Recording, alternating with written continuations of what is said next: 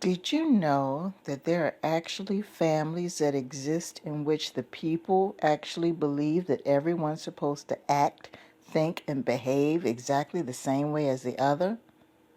Yeah, I know it sounds ridiculous on the surface, but let me give you a couple scenarios to give you an idea of how common this mentality is.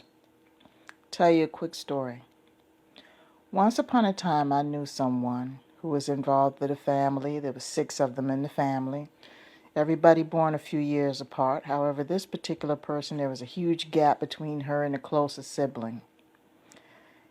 And over the years, she had a few problems here and there, but over the years, she got over them, and she grew up to be a productive citizen. Okay, you would think that was the end of the story. The problem is that she doesn't get along with the rest of her external family members. Here's why. See, it was under the impression that everybody in the family was supposed to live a certain way, they were supposed to behave a certain way, and they were supposed to associate with certain types of people. And anyone who did different was considered wrong. This particular lady kind of went her own way, blazed her own trail, and decided to associate with the different types of people. Now, you heard me in previous audios where I repeatedly stated that being different is not wrong. This is a classic example when you are raised to believe that a certain way to live is the only way to live. That's a narrow-minded way of thinking. And this young lady just felt that she needed to go off on her own because she knew there was a little bit more in the world. And she was right. So some years later, she had some good times and she had some really dark times. And through the dark times, for the most part, she was on her own. And for a little while, she was bitter. But then once she got over to the other side and overcame everything, she understood why she had to go through it by herself. See, the people that she was looking for to support her, they were from that narrow-minded world. They wouldn't have been able to help her through her situation because they were never exposed to it. So instead of her being bitter about why those people didn't show up for her in the darkest hour, she realized that she had to go through it by herself because she would have been the only one that got her situation cleared up.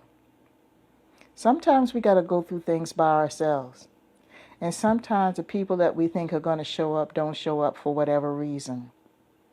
So instead of being bitter about the situation, look back on it and look back on those people's lives and ask yourself, if I did go through this and these people were around, would they have been able to handle it?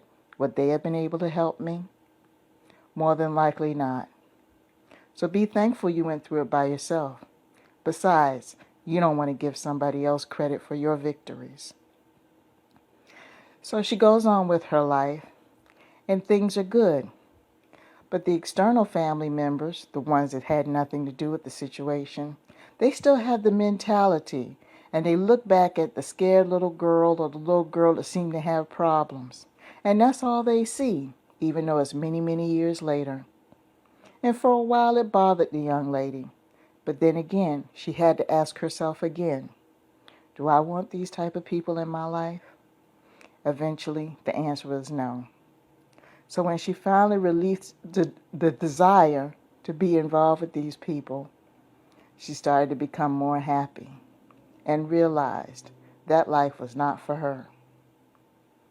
So the moral of this story is, just because you were raised up a certain way doesn't mean you have to live a certain way.